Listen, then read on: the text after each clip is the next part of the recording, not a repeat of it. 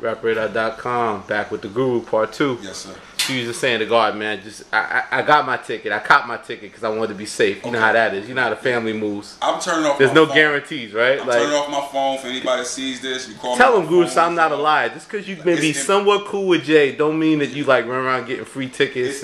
Like the Garden in New York, just off of the family that everybody has, it's impossible to get extra tickets. Yeah. So it's just like I get hit crazy, but it's like all I do is say I can't do it. Yeah. And you know, it is what it is. Like you have to buy that ticket. And the Garden is real strict about people getting in. You can't sneak nobody in. It's real strict in the Garden. Remember they bumped us Fade to Black though. That was crazy. They didn't let Jay Security in Fade to Black because he was walking with pre-norm? Yeah. It was crazy. It was crazy. It was crazy. But the Garden is gonna be dope. Yeah. It's gonna be big time. So what's been the best night so far, you think, in the worst? What's been the best moment so far and the worst moment for you? Behind the wheels. The worst moment was the first show. Yeah. That was sort of like getting my feet together. Jay was talking to me on stage, and it wasn't like super bad. The audience might not have noticed it, but it was a couple times where he said stop, and I was in my vibe. Yeah. I have to say the best two shows is North Carolina. North Carolina was off the hook. That was last night. Yeah. Okay. A good warm up for the Guard. Yeah, it was just like retarded. And Houston. Yeah. Houston was real good. Like the vibe in Houston was just incredible. Yeah. But the Garden is going to be, you know, it's going to be the Garden. Just getting started. Yeah, we're just getting started. And I guess, you know, the thing too is like a lot of talk, you know, obviously people that don't know, Guru's the engineer also. Everything Jay-Z's officially put out for the last, what, how many years now? Man, it's like 11, 12 years. 11, 12 years. Yeah, Guru's the one that mixes them. Since 99, yeah. And masters them. So everybody looks to you also like, well, when's the album coming? And then he'll tease us and talk about secret songs he has. He has a song done that is incredible. But he's not in a zone yet. He's not in a vibe. We don't have a vibe for the album. We don't have a direction yet. It's just ideas, and he's kicking around some ideas. He's working with producers that have never worked with hip hop artists before. Yeah. Just because the whole thing is to expand Jay's sound. Yeah. This goes into I don't know. You know, this goes into a whole other subject. Yeah, no, go on.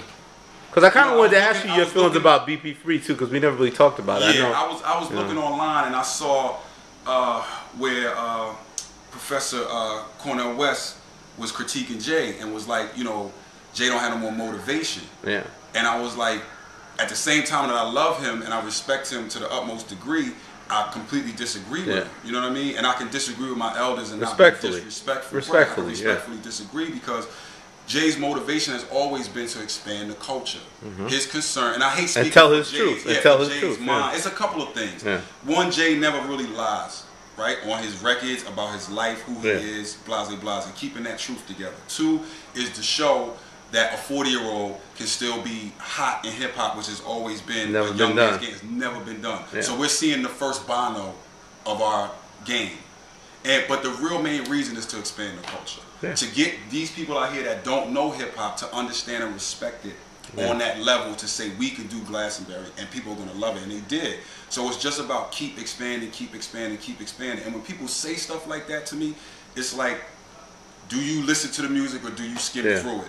Or are you just looking at the labels? Because he referenced Talib Kweli, who happens to be a great friend of mine, but he's referencing him to say Talib is on this and Lupe is on this and Jay is on this. Where it's like, you're now looking at labels. So that doesn't mean, don't put Talib and Lupe in this underground backpacker thing and say that all they talk about is righteousness, when Talib should be able to talk about drinking a beer and having menage a trois the same way that Common does. You know what I'm saying? Like on records.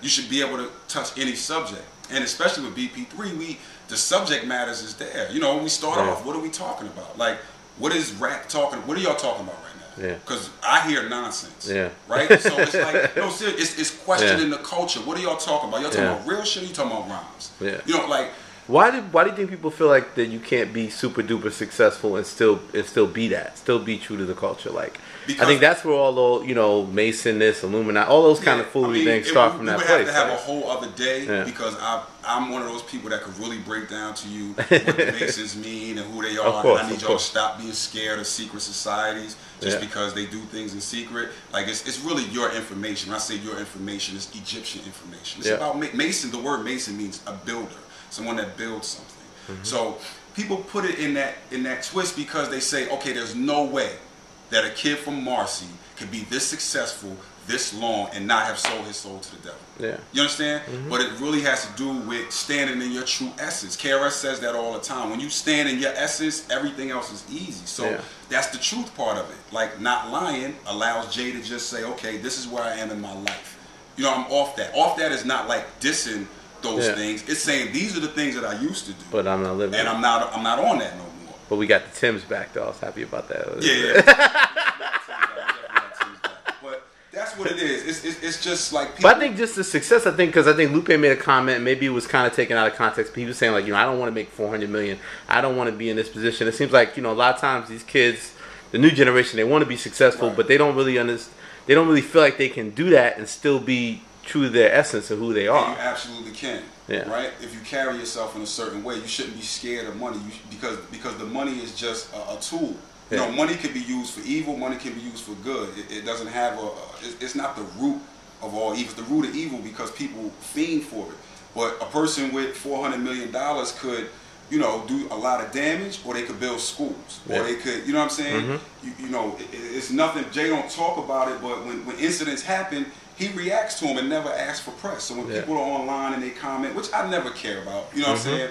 But you don't know the core of what this guy is really doing with his money. Yeah. And it's still. And he don't feel the need to explain it to you. That's always been the way he is. That's his personality, and that's who he is. If you look at old school hustlers and my uncles and people like that, they're the quietest person in the room. Yeah. The loudest person is the weakest person. That type of mentality where I don't have to really tell you what I did. And I'm not looking for accolades from that. I put out music, and if you like it, you spend your money on it. And if you listen to it for real, you'll get to know who I am because every single question is answered in the music. Yeah. Okay. Well, I want to talk about Blue for Freedom when we come back to the next segment because I know how important the albums are to you in creating them, and I want to kind of get your feelings of the post game, the reaction to everything, like once you work hard on it. So back with Guru.